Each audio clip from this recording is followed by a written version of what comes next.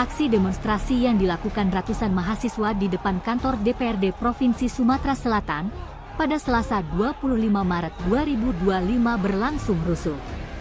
Mahasiswa yang datang dari berbagai universitas di Kota Palembang ini awal beraksi di Simpang 5 DPRD Sumsel dengan membakar ban dan melakukan orasi penolakan terhadap RUU TNI. Setelah itu mahasiswa mulai berpindah ke depan kantor DPRD Provinsi Sumsel dan menerobos kerumunan pengamanan kepolisian yang berjaga untuk memaksa masuk ke dalam gedung. Aksi memaksa masuk ini tentu membuat rusuh dan terjadi aksi saling dorong. Bahkan beberapa mahasiswa hampir terjatuh dari tangga karena dihalau oleh pihak keamanan.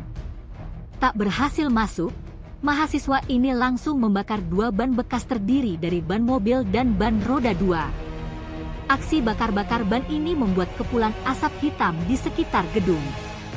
Salah seorang koordinator aksi, Raihan, dalam orasinya menyebutkan unjuk rasa ini menentang revisi Undang-Undang Tentara Nasional Indonesia yang baru disahkan DPR.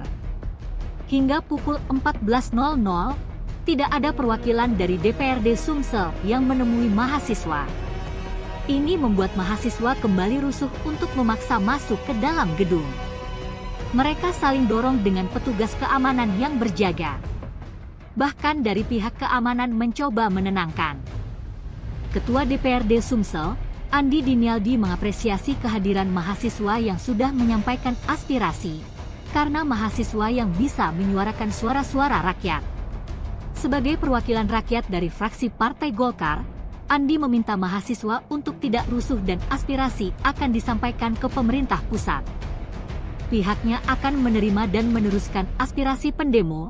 Pihaknya mendukung yang diperjuangkan mahasiswa. Itu amanat dari reformasi. Tim Liputan Sumsel Update TV melaporkan.